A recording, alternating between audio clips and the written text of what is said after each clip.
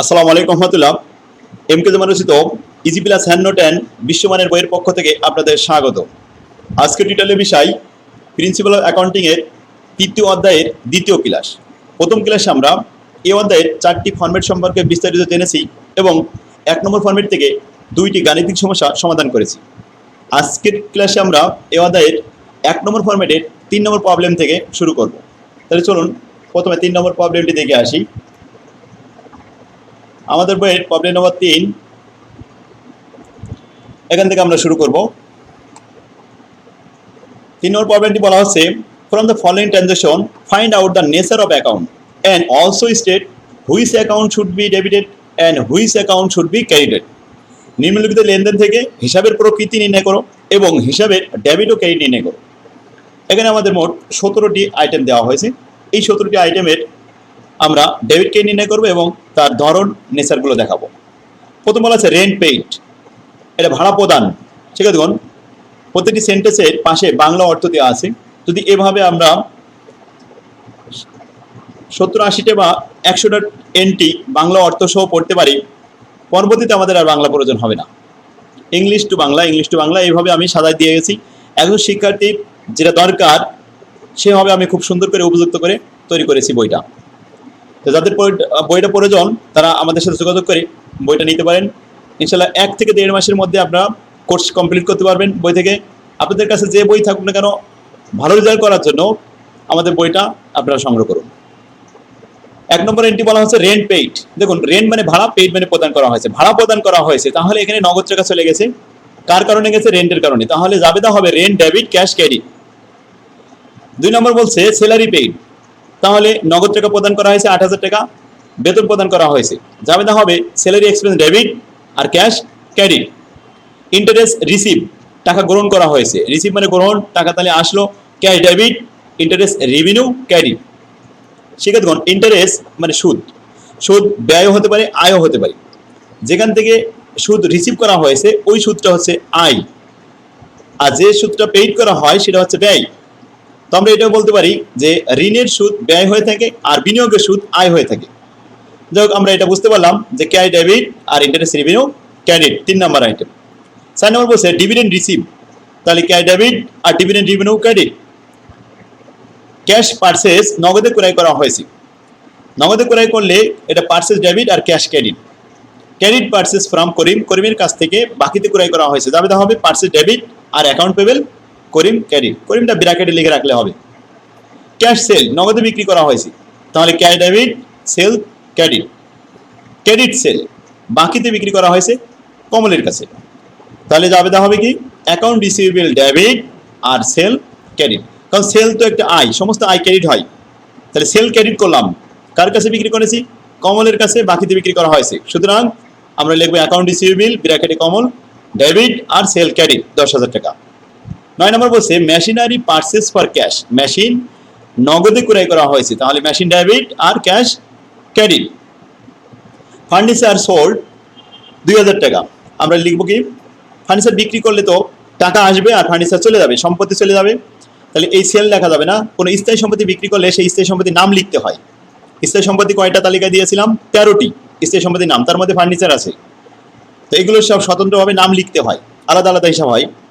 তো আসলে আমরা আবার পড়ি ফার্নিচার সোল্ড ফর টাকা 2,000। এখানে ক্যাশ নাকি বাকিতে কিছু বলা নেই, না বললে তখন আমরা মনে করবো এটা ক্যাশে বিক্রি হয়েছে, তাহলে ক্যাশ ডেবিট আর ফার্নিচার ক্রেডিট। 11 নম্বর বলছে আউটস্ট্যান্ডিং ফর ওয়েজেস। আউটস্ট্যান্ডিং মানে কি? বকেয়া। বকেয়ার কয়টা সিনোনিম বলেছি? 8টি সিনোনিম। আমার বইতে এই 8টি নাম দেওয়া আছে বাংলা অর্থ সহ, আপনারা এটা দেখে নেবেন। তাহলে আসুন, আউটস্ট্যান্ডিং মানে বকেয়া, ফর ওয়েজেস মজুরি বকেয়া আছে। তো মজুরি একটা খরচ, ওয়েজেস একটা খরচ, তাহলে ওয়েজেস এক্সপেন্স ডেবিট আর ওয়েজেস পেবেল ক্রেডিট। সমস্ত বকেয়া খরচ পেবেল হিসেবে দেখাতে হয়। Wages payable, salary payable, rent payable, interest payable, এভাবে। আশা করি বুঝতে পারছেন। তাহলে 12 নম্বরে চলে গেলাম পেইড টু অর্পণ। অর্পণকে আমরা প্রদান করেছি, তো কাউকে টাকা প্রদান করলে টাকা চলে যায়, তাহলে ক্যাশ চলে গেছে, কাকে দেওয়া হয়েছে? অর্পণকে দেওয়া হয়েছে। তাহলে অর্পণ একজন পাওনাদার, অ্যাকাউন্ট পেবেল। সেক্ষেত্রে পাওনাদার আর দেনাদার, এটা যদি অনেকেই বুঝতে অনেকেই সমস্যা হয়। যেমন পাওনাদার কি? পাওনাদার হচ্ছে আপনার কাছে যে পাবে, যারা পাবে তারা হচ্ছে পাওনাদার। আর দেনাদার আপনি যাদের কাছে পাবেন তারা হচ্ছে আপনার দেনাদার। আশা করি বুঝতে পারছেন। তো পেইড টু অর্পণ, অর্পণকে প্রদান করা হয়েছে, জাবেদা হবে ক্যাশ ক্রেডিট আর অ্যাকাউন্ট পেবেল ডেবিট, মানে পাওনাদার অর্পণ ডেবিট। কারণ দায় কমে গেছে, দায় বাড়লে ক্রেডিট হয় কিন্তু কমলে ডেবিট হয়। রিসিভ ফ্রম শুভ, শুভর কাছ থেকে আদায় করা হয়েছে, তাহলে আমরা এখন কি লিখবো, ক্যাশ ডেবিট আর অ্যাকাউন্ট রিসিভেবল ক্রেডিট ব্র্যাকেটে শুভ লিখে রাখতে হবে। Cash paid in by the proprietor, হ্যাঁ এখন বলছে cash paid by the proprietor, অর্থাৎ মালিক কর্তৃক যদি প্রদান হয় তাহলে এটা কারবারের জন্য এটা অতিরিক্ত মূলধন, অ্যাডিশনাল ক্যাপিটাল। তাহলে ক্যাশ ডেবিট আর additional capital credit. Cash withdrawn by the proprietor, মালিক কর্তৃক টাকা উত্তোলন করে নিয়ে গেছে, তাহলে ক্যাশ চলে গেছে ক্যাশ ক্রেডিট, কিসের জন্য গেছে, ড্রয়িং উত্তোলন, উইথড্র উত্তোলন, তাহলে drawing debit cash credit. Cash paid into Sonali bank, Sonali ব্যাংকে টাকা জমা দেওয়া হয়েছে, তাহলে সোনালী ব্যাংকে জমা দিলে সম্পদ সৃষ্টি হয়েছে, সোনালী ব্যাংক ডেবিট, তাহলে ব্যাংক ডেবিট ক্যাশ ক্রেডিট। না বুঝতে পারলে এভাবে ভাববেন যে ক্যাশ পেইড, ক্যাশ চলে গেছে, তাহলে ক্যাশ ক্রেডিট, কিন্তু ডেবিট কি, কার কারণে গেল, কোথায় গেল, ব্যাংকে গেল, সুতরাং bank debit. Clear. Cash withdrawn from the Sonali bank, এখন সোনালী ব্যাংকের থেকে আবার উত্তোলন করে নিয়ে আসা হয়েছে কারবারের জন্য, তো কারবারে ব্যবহারের জন্য যদি টাকা উত্তোলন করে নিয়ে আসা হয় তাহলে ক্যাশ ডেবিট, কোথা থেকে আসলো, ব্যাংকের থেকে আসলো, তাহলে ব্যাংক ক্রেডিট। ক্লিয়ার। কয়টা আইটেম, 17টা আইটেম, এই 17টা আইটেম বাংলা সহ দিয়েছি। এবার আসুন আমরা অ্যান্সারগুলো দেখি। আমাদের বলছিল যে নেচার দেখাতে হবে আর জাবেদা করতে হবে, তো আমরা জাবেদা দেখালাম, rent expenses debit cash credit, ব্যাস ওকে, এইভাবে ব্যাখ্যা ছাড়াই আমি দিয়েছি। আর ন্যারেশন যে ব্যাখ্যাটা এটা খুব সহজ, টু রেকর্ড দা, এরকম ভাবে লিখবেন, দেখা যাচ্ছে কি রেন্ট এক্সপেন্স প্রদান করা হয়েছে, তাহলে আপনি ব্যাখ্যা কিভাবে লিখবেন, to record the cash paid for rent expense. 2 number salary expense debit cash credit, এটা ন্যারেশন হবে কি, to record the cash paid for salary expense. Clear. 3 নম্বরে ক্যাশ ডেবিট ইন্টারেস্ট রেভিনিউ বা ইনকাম ক্রেডিট, তাহলে ন্যারেশনটা লিখবেন to record the cash receive for interest revenue. Clear. এইভাবে আমরা ব্যাখ্যা শিখবো ইনশাল্লাহ, ব্যাখ্যা কারো সমস্যা হবে না, পর্যায়ক্রমে আমি আরও দেখাই দিয়ে যাবো। তাহলে বুঝতে পারছেন যে ব্যাখ্যা কীভাবে লিখতে হয়, ব্যাখ্যা নিজে বানায় লিখে দিতে হয়। যেমন এখানে লাস্টেরটা বলি, ক্যাশ আসলো, কোথা থেকে আসলো, ব্যাংকের থেকে, তাহলে ক্যাশ ডেবিট ব্যাংক ক্রেডিট। আচ্ছা ব্যাখ্যায় কি লিখবেন, to record the cash receive from bank, বাস ওকে। আমি জাবেদা দিয়ে আবার এখানে হিসাবের ধরনগুলো দিয়েছিলাম, যে হিসাবের ধরনটা আসলে কি। দেখুন 1 নম্বরে রেন্ট পেইড করা হয়েছিল, rent expense debit cash credit, এটা হচ্ছে জাবেদা। এখন এই যে আমরা রেন্ট পেইড করলাম, ক্যাশ চলে গেল, আর রেন্ট এক্সপেন্স একটা খরচ বৃদ্ধি পাইলো, এই জন্য আমরা এখানে লিখেছি এটা রেন্ট হচ্ছে এটা এক্সপেন্স, এই এক্সপেন্স বৃদ্ধি পেয়েছে, আর ক্যাশ এটা হলো একটা সম্পদ, এটা হ্রাস পেয়েছে, অ্যাসেটটা কি হয়েছে, কমে গেছে, ডিক্রিজ হয়েছে। তো আমরা জানি খরচ বৃদ্ধি পেলে আবার ডেবিট হয়, আর সম্পদ হ্রাস পেলে কিন্তু ক্রেডিট হয়। ক্লিয়ার। 2 নম্বর স্যালারি পেইড, তো স্যালারি পেইড করলে কি ঘটনা ঘটলো, salary expense debit cash credit. আর স্যালারি একটা এক্সপেন্স, খরচ বৃদ্ধি পেয়েছে, তাহলে ইনক্রিজ হয়েছে, খরচ বাড়লে ডেবিট হয়। আর ক্যাশ ক্রেডিট এটা সম্পদ কমে গেছে, সম্পদ ডিক্রিজ হলে ক্রেডিট হয়। 3 নম্বরে ইন্টারেস্ট রিসিভ, এতে ক্যাশ আসলো, ক্যাশ একটা সম্পদ অ্যাসেট, তাহলে ক্যাশ ডেবিট। আর ইন্টারেস্ট ইনকাম, সকল প্রকার ইনকাম বৃদ্ধি পাইলে ক্রেডিট হয়, ইনক্রিজ ইনকাম ক্রেডিট হয়েছে। ক্লিয়ার। সমস্ত প্রকার আয় বাড়লে ক্রেডিট হয়, কমলে ডেবিট হয়। আমরা প্রথম ক্লাসে যেটা আলোচনা করেছিলাম যে সমস্ত প্রকার আয় ক্রেডিট হয়, কয়টা আইটেম ক্রেডিট বলেছিলাম, 4টা আইটেম, আয়, দায়, মুনাফা এবং সমস্ত প্রকার সঞ্চিতি, শুধু পাওনাদার বাট্টা সঞ্চিতি বাদে ক্রেডিট হয়। আচ্ছা ডেবিট হয় কয়টা, 4টা আইটেম, কি কি, সম্পদ, ব্যয়, ক্ষতি আর পাওনাদার বাট্টা সঞ্চিতি ডেবিট হয়। যাক সেগুলো আমাদের মনে পড়ছে। এখন আসুন এখানে 4 নম্বরে ডিভিডেন্ড রিসিভ, তো ক্যাশ ডেবিট, ক্যাশ আসলো, এটা অ্যাসেট বৃদ্ধি পাইলো, তাই ইনক্রিজ, এই ইনক্রিজ হলো, এটা আছে ডেবিট হয়েছে। আর ডিভিডেন্ড এটা ইনকাম, তো ইনকাম বৃদ্ধি পেয়েছে, আয় বাড়লে ক্রেডিট হয়, ইনক্রিজ ক্রেডিট। ওকে, এইগুলো হচ্ছে আমাদের নেচার অফ দ্য অ্যাকাউন্ট, বুঝতে পারছেন। তো আমার বই থেকে আপনারা এই 17টা আইটেম একটু প্র্যাকটিস করবেন। এবার আসুন 4 নম্বর প্রবলেমটা দেখুন। 4 নম্বর প্রবলেম বলা আছে, for each of the following account indicate the effect of debit balance, credit balance and normal balance of the account. খেয়াল করুন, খুবই গুরুত্বপূর্ণ একটা প্রশ্ন। এখানে বলা আছে for each of the following account, নিচের এই প্রত্যেকটা অ্যাকাউন্টের ইন্ডিকেট করতে হবে দ্য ইফেক্ট, প্রভাবটা, যে ডেবিট কখন হয়, ক্রেডিট কখন হয়, আর নর্মালি কখন থাকে। দেখুন আমরা প্রথমেই বলেছি যে 4টা আইটেম ডেবিট হয় নর্মালভাবে, আর সেটা কি কখনো ক্রেডিট হয় না? হ্যাঁ, তার বিপরীত হলে তো ক্রেডিট হয়। যেমন 4টা আইটেম কি কি? সম্পদ, ব্যয়, ক্ষতি ও পাওনাদার বার্তা সঞ্চিতি। এই 4টা আইটেম ডেবিট হয় স্বভাবগতভাবে। কিন্তু সম্পদ কখন ক্রেডিট হয়? সম্পদ তো স্বভাবগতভাবে ডেবিট, কিন্তু ক্রেডিট হয় কখন? সম্পদ যখন বাড়ে তখন তো ডেবিট হবে, আর যখন কমে তখন ক্রেডিট হবে। কমে গেলে বা হ্রাস পাইলে ক্রেডিট। আচ্ছা, খরচ এটা স্বভাবগতভাবে ডেবিট হয়, বৃদ্ধি পেলে ডেবিট, আবার কমে গেলে ক্রেডিট।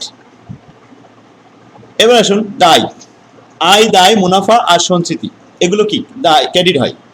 তো আয় একটা ক্রেডিট আইটেম নর্মালি, যদি এটা বৃদ্ধি পায় ক্রেডিট হবে, হ্রাস পাইলে ডেবিট হবে। দায় নর্মালি ক্রেডিট, যদি আবার বৃদ্ধি পায় ক্রেডিট হবে, আর হ্রাস পেলে ডেবিট হবে। ক্লিয়ার? এখন আসুন আমরা এই কনসেপ্টটা কি এখন কাজে লাগাবো। নাম্বার এখানে আছে 8টা আইটেম। দেখুন প্রথম বলা আছে 1 number item account payable. Account payable পাওনাদার, এটা স্বভাবগতভাবে দায়। আচ্ছা, দায় যখন বাড়বে তখন আবার দায় সবসময় ক্রেডিট হয়, যখন বৃদ্ধি পাবে ইনক্রিজ হবে তখন ক্রেডিট, আর যখন ডিক্রিজ হবে কমে যাবে তখন হবে ডেবিট। আচ্ছা, ওয়েজেস মানে মজুরি, এটা খরচ। খরচ সর্বদাই এটা স্বভাবগতভাবে ডেবিট হয়, যখন ইনক্রিজ হবে ডেবিট হবে, আবার যখন ডিক্রিজ হবে কমে যাবে, খরচ কমে গেলে ক্রেডিট হবে। ক্লিয়ার? অ্যাকাউন্ট রিসিভেবল এটা সম্পদ। সম্পদ এটা স্বভাবগতভাবে ডেবিট, ইনক্রিজ হলে ডেবিট, ডিক্রিজ হলে ক্রেডিট। আচ্ছা, কমিশন রেভিনিউ এটা আয়। আয় স্বভাবগতভাবে ক্রেডিট হয়, ইনক্রিজ হলে ক্রেডিট হবে, আর ডিক্রিজ হলে ডেবিট হবে। সার্ভিস রেভিনিউ এটা আয়, এটা স্বভাবগতভাবে ক্রেডিট হয়, ইনক্রিজ হলে ক্রেডিট, ডিক্রিজ হলে ডেবিট। অ্যাডভার্টাইজমেন্ট এক্সপেন্সেস এটা ব্যয়। সকল প্রকার ব্যয় স্বভাবগতভাবে ডেবিট হয়, ইনক্রিজ হলে ডেবিট, ডিক্রিজ হলে ক্রেডিট। ক্যাপিটাল এটা দায়। দায় সর্বদাই ক্রেডিট হয়, ইনক্রিজ হলে ক্রেডিট, ডিক্রিজ হলে ডেবিট। ড্রয়িং উত্তোলন। উত্তোলন এটা দায় কমানোর একটা হাতিয়ার, এটা আয়ও নয় দায়ও নয়, এটা দায় কমানোর একটা হাতিয়ার, মানে মালিকানা সম্পত্তি কমানোর জন্য একটা হাতিয়ার। তো মালিকানা কমানোর জন্য যে ড্রয়িং ব্যবহার করা, ড্রয়িংটা ডেবিট, কারণ মালিকানা সবসময় ক্রেডিট, কমানোর জন্য যেহেতু ব্যবহার করা হয় তাই ড্রয়িং উত্তোলন এটা ডেবিট। আর এখন ড্রয়িং যদি ইনক্রিজ হয় তাহলে ডেবিট হবে, ডেবিট আইটেম, বাড়লে ডেবিট, কমলে ক্রেডিট। ক্লিয়ার? তাহলে আসুন আমরা আবারও বলি যে ডেবিট আইটেম বাড়লে ডেবিট, কমলে ক্রেডিট, ক্রেডিট আইটেম বাড়লে ক্রেডিট, কমলে ডেবিট। তো এই 8টা আইটেম আমরা এখানে দেখাবো যে ইফেক্ট, এই 3টে আইটেম বলেছে যে আমাদের কি কি করতে হবে, ডেবিট কখন হবে, ক্রেডিট কখন হবে, আর নর্মাল কখন থাকবে, নর্মাল ব্যালেন্স কি হবে, এটা আমাদের দেখাতে হবে। তো উত্তরপত্রে চলে যাই। আমাদের বইয়ের প্রবলেম নাম্বার 4। দেখুন 8টা আইটেম লিখলাম। 8টা আইটেম কপি পেস্ট করে account payable, wages, account receivable, commission, service revenue, advertising expense, MK capital, MK debit, drawing. এবার আসুন 1 নম্বর বলছে আমাদের ডেবিট, 2 নম্বর বলছে ক্রেডিট, 3 নম্বর বলছে নর্মাল। 1 নম্বর লিখলাম ডেবিট ইফেক্ট, ক্রেডিট ইফেক্ট আর নর্মাল ব্যালেন্স। ওকে, এবার আসুন 1 নম্বরের আইটেমটা বলি অ্যাকাউন্ট পেবেল একটা দায়। তাহলে দায় বাড়লে ক্রেডিট, কমলে ডেবিট। তো দায় কখন ডেবিট হবে? কমে গেলে। আর কখন ক্রেডিট হবে? বেড়ে গেলে। আর নর্মালি কখন থাকবে? ক্রেডিট থাকবে। নর্মালি তো ক্রেডিট আছেই, তাহলে দায় নর্মালি আগে লিখতে হবে ক্রেডিট। এই ক্রেডিট আইটেম বাড়লে ক্রেডিট, কমলে ডেবিট। এবার আসুন ওয়েজেস এটা খরচ। এই খরচটা নর্মালটা আগে লিখতে হবে। খরচ কি? Debit, normally debit. এবার ইনক্রিজ হলে ডেবিট, মানে বাড়লে ডেবিট, আর কমলে ক্রেডিট। তাহলে ইনক্রিজ আর ডিক্রিজ লিখে দিতে হবে। আশা করি বুঝতে পারছেন কথাটা। এরপর আরেকটা item account receivable, normally debit, আর বাড়লে ডেবিট, মানে ইনক্রিজ হলে ডেবিট, আর ডিক্রিজ হলে ক্রেডিট। কমিশন রেভিনিউ আয়। আয় স্বভাবগত হবে নর্মালি ক্রেডিট হয়, এই ক্রেডিটটা ইনক্রিজ হলে ক্রেডিট, আর ডিক্রিজ হলে ডেবিট। সার্ভিস রেভিনিউ এটা আয়। আয় ক্রেডিট হয়, ক্রেডিট ব্যালেন্স, এটা বাড়লে ক্রেডিট, কমলে ডেবিট। অ্যাডভার্টাইজিং এক্সপেন্সেস ব্যয়। ব্যয় নর্মালি ডেবিট হয়, এটা বাড়লে ডেবিট, কমলে credit, increase decrease. Capital normally credit হয়, ক্রেডিট আইটেম বাড়লে ক্রেডিট, কমলে ডেবিট। তাহলে ক্রেডিটের ভিতরে ইনক্রিজ আর ডিক্রিজ লিখে দিলাম। ড্রয়িং এটা নর্মালি ডেবিট, আর এটা বাড়লে ডেবিট, ইনক্রিজ হলে ডেবিট, আর কমলে ক্রেডিট। কি ডেবিট ক্রেডিট সম্পর্কে আশা করি ইনশাল্লাহ বুঝতে পারছেন। আমার বইয়ের 4 নম্বর প্রবলেম এটা দেখুন। 5 নাম্বার একই অবস্থা। ডেবিট, ক্রেডিট এবং নর্মাল ব্যালেন্স দেখান। এখানে কয়টা আইটেম আছে? 6টা আইটেম। তো অ্যাকাউন্ট পেবেল নর্মালি ক্রেডিট হয়, তো বাড়লে ক্রেডিট কমলে debit. Account receivable normally debit হয়, বাড়লে ডেবিট কমলে ক্রেডিট। ইনক্রিজ হলে ডেবিট, ডিক্রিজ হলে ক্রেডিট। সার্ভিস রেভিনিউ আই, এটা নর্মালি ক্রেডিট হয়, ইনক্রিজ হলে ক্রেডিট আর ডিক্রিজ হলে ডেবিট। অ্যাডভার্টাইজমেন্ট এক্সপেন্সেস বিজ্ঞাপন, এটা নর্মালি ডেবিট হয়, বাড়লে ডেবিট কমলে ক্রেডিট। ক্যাপিটাল নর্মালি ক্রেডিট হয়, বাড়লে ক্রেডিট কমলে ডেবিট। ড্রয়িং নর্মালি ডেবিট হয়, বাড়লে ডেবিট কমলে ক্রেডিট। আশা করি বুঝতে পারছেন। এবার আসুন 6 নম্বর অঙ্ক। এখানে আমাদের 2017 সালে এসেছে। Indicate whether each of the following items is an asset, liability and owner security। এই আইটেমের মধ্যে কোনগুলো অ্যাসেট, কোনগুলো লাইবিলিটি এবং কোনগুলো অনার সিকিউরিটি মালিকানা, এগুলো আমাদেরকে একটু ইন্ডিকেট করে দেখাতে হবে। 1 নম্বর ইন্টারেস্ট রিসিভেবল। সমস্ত প্রকার রিসিভেবল এটা সম্পদ, আর সমস্ত প্রকার পেয়েবল এটা দায়। তাহলে আসুন এটা উত্তরপত্র লিখি। এখানে আমরা উত্তরপত্র লিখলাম অ্যাসেট, লাইবিলিটি এবং ওনার সিকিউরিটি। 1 নম্বর ইন্টারেস্ট রিসিভেবল, এটা একটা অ্যাসেট, তাই আমরা অ্যাসেটের মধ্যে দিলাম। 2 নম্বর স্যালারি পেয়েবল, সমস্ত প্রকার পেয়েবল লাইবিলিটি, তাই 2 নম্বরটা লাইবিলিটি ভিতরে দিলাম। এখানে দিয়ে লিখেছি ওনার্স ইকুইটি, বলছে ওনার্স ইনভেস্টমেন্ট। এখন এটা আছে ওনার সিকিউরিটি, এটা আছে মালিকানা, এটা ওনার সিকিউরিটিতে যাবে। আনআর্ন রেভিনিউ, এটা দায়, চলতি দায়, এটা liability. Unearned security, unearned revenue, সমস্ত প্রকার আনআর্ন রেভিনিউ সবই চলতি দায়, তো দায়ের ভিতরে দেখালাম। 5 নম্বর বলা হচ্ছে ইন্টারেস্ট পেয়েবল, সমস্ত প্রকার পেয়েবল এটা দায়, তো আমরা লাইবিলিটি ভিতরে দিলাম ইন্টারেস্ট পেয়েবল। এবার আসুন ওয়েজেস পেয়েবল, এটাও লাইবিলিটি দায় হিসেবে দেখাতে হবে, ওয়েজেস পেয়েবল। অ্যাডিশনাল ইনভেস্টমেন্ট, অতিরিক্ত বিনিয়োগ, এটা আছে অ্যাডিশনাল ক্যাপিটাল, মালিকানা, তো আমরা লিখলাম অ্যাডিশনাল ইনভেস্টমেন্ট মালিকানার ভিতরে ওনার সিকিউরিটির মধ্যে। Profit for the year, profit মালিকানা। ড্রয়িং, এটা মালিকানাকে হ্রাস করে দেয়, তো আসুন প্রফিটটা আমরা লিখেছি মালিকানা, আবার ড্রয়িং লিখেছি মালিকানা, তবে এখানে লেস মানে মাইনাস করে দিতে হয়, কারণ এই ড্রয়িং কিন্তু কোনো সম্পদ না, কোনো ব্যয়ও না, এটা কোনো আয়ও না, এটা দায় কমানোর একটা হাতিয়ার, এই জন্য ওনার সিকিউরিটি কমানোর জন্য এখানে লেস করতে হয়। ক্লিয়ার? আশা করি বুঝতে পারছেন। এবার আসুন 10 সালের আরেকটা অঙ্ক এখানে দেওয়া হয়েছে, এটা মডিফাইড। সেক্ষেত্রে দেখুন আমার বই থেকে এই অঙ্কগুলো আপনারা প্র্যাকটিস করলে আশা করি ইনশাল্লাহ সমস্ত প্রকারের এই অঙ্কের এর বাইরে কোনো অঙ্ক আসবে না, সব এই নিয়মের মধ্যে থাকবে অঙ্কগুলো। আর আমরা যে সমস্ত সম্পদ এবং দায় ব্যবহার করে থাকি, যেমন 25টে সম্পদ 25টে দায়, এটা হলো 50টে, 47টে ব্যয়, তাহলে 97 হয়ে গেল, আর 15টা আয়, তাহলে আমাদের 112টা আইটেম হয়ে গেল। এই 112টা আইটেম আয়, দায়, সম্পত্তি, ব্যয়ের, এগুলো সবগুলো যদি একটা একটা করে এন্ট্রি এক জায়গায় করা থাকতো তাহলে আপনাদের বুঝতে অনেক সুবিধা হতো না? হ্যাঁ, সেই জন্য আপনাদের কথা মাথায় রেখে আমি সমস্ত এন্ট্রিগুলো একটা একটা করে আমি এক জায়গায় করে দিয়েছি। একটা অঙ্কের ভিতরে সব এন্ট্রি আছে, যে অঙ্কটা করলে আমরা জাবেদা সবগুলো কমপ্লিট হয়ে যাবে, 99% জাবেদা কমপ্লিট হয়ে যাবে, এর বাইরে আর কিছুই থাকবে না ইনশাল্লাহ। তো আসুন সেরকম একটা অঙ্ক আমার বইয়ের, আমি এগুলো সব এই যে বাংলা অর্থ সহ দিয়েছি। তো 11 নম্বর প্রবলেম আমার বইয়ের, প্রবলেম নম্বর 11। এটা দেখুন ছাত্রছাত্রীদের চর্চা করার জন্য আমি 86টে জাবেদা একত্রে প্রস্তুত করে দিয়েছি। এই 86টে এন্ট্রি একসাথে দিয়েছি, যে এর বাইরে আর কোনো এন্ট্রি নেই। যদি আমার বই থেকে আপনারা এই অঙ্কটা প্র্যাকটিস করতে পারেন তাহলে আশা করি ইনশাল্লাহ জাবেদার আর কিছু বাকি থাকবে না। তবে এই ধরনের বড় প্রশ্ন কিন্তু কখনো পরীক্ষায় আসবে না। 11 নম্বর যে প্রবলেমটা দিয়েছি, এই ধরনের প্রবলেম এত বড় অঙ্ক কখনো পরীক্ষায় আসবে না, তবে পরীক্ষায় যে অঙ্ক থাকবে এর ভিতর থেকেই থাকবে, তাই এই অঙ্কটা আপনার সব থেকে গুরুত্বপূর্ণ। দেখুন এখানে আমি 86টে প্রশ্ন করেছি, 86টে প্রশ্ন পর্যায়ক্রমে অ্যান্সার করে দিয়েছি। তো আমার বইটা সংগ্রহ করে যদি পারেন একদিনে 86টে না পারলেও 50টে এন্ট্রি করেন, পরের দিন বাকি 46টে করেন, 2 দিনে আপনি শেষ করে ফেলেন, আর পারলে একদিনেই 2 ঘন্টার ভিতরে করতে পারবেন ইনশাল্লাহ। তো প্রত্যেকটা সেন্টেন্সের বাংলা অর্থ সহ আমি এখানে মোট কয়টা দিয়েছি বললাম, 86টে সেন্টেন্স দিয়েছি। এই 86টে সেন্টেন্স সব স্পেসিফিকভাবে স্বতন্ত্রভাবে আমি দিয়েছি, যে এর বাইরে আর এন্ট্রি থাকে না জাবেদার। দেখুন সব বাংলা অর্থ সহ এভাবে 86টে আইটেম দেওয়া আছে। প্রত্যেকটার অ্যান্সার এবং তার নেচার, ধরন, ইনক্রিজ ডিক্রিজ দিয়েছি, এগুলো জাবেদা। এই জাবেদাগুলো আপনি করবেন two record the cash investment as capital, এগুলো যে অ্যাসেট লাইবিলিটি ইনক্রিজ, যদি আমি এগুলো যে নেচার অফ দ্য অ্যাকাউন্টের যে ধরনগুলো আর কি, এগুলো দিয়েছি যে অ্যাসেট কোনটা, লাইবিলিটি কোনটা, কোনটা ইনক্রিজ হলো কোনটা ডিক্রিজ হলো, এই বিষয়ে আমি ব্যাখ্যা করে দিয়েছি অবশ্যই। তো অনেক সময় দিয়ে অনেক কষ্ট করে আপনাদের জন্য আমি এই অঙ্কটা সাজাইছি। 11 নম্বর প্রবলেমে আছে আমার এই বইয়ে। তো এটা আপনারা দেখতে পারেন। ভালো ফলাফলের জন্য আপনাদের এইগুলো দেখতে হবে।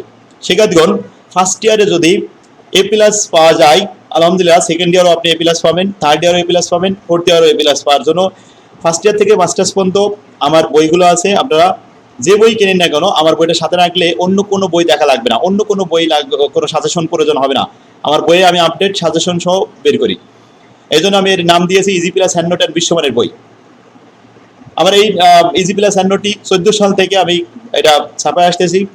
কিছু অসাধু ব্যবসায়ী আমার ইজি প্লাস নামটা নকল করে এখন বই ছাপায় বিক্রি করছে। তো নকল হতে সাবধান। আর সব থেকে ভালো হবে আমার নাম্বারে ফোন দিয়ে আমাদের অফিস থেকে বই নিলে আপনি নকল থেকে সাবধান হতে পারবেন।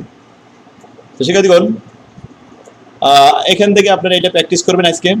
তো আমাদের ক্লাসটা অনেক বড় হলো। আগামী ক্লাসে আমরা এই অধ্যায়ের বোর্ড প্রশ্নগুলো সমাধান করব। তো আজকে ক্লাস আমরা এখানে শেষ করতে পারি। আমা তৌফিক ইল্লা বিল্লাহ। আসসালামু আলাইকুম ওয়া রাহমাতুল্লাহ। আজকে ক্লাস আমাদের এখানে শেষ হলো। আল্লাহ হাফেজ। আসসালাম।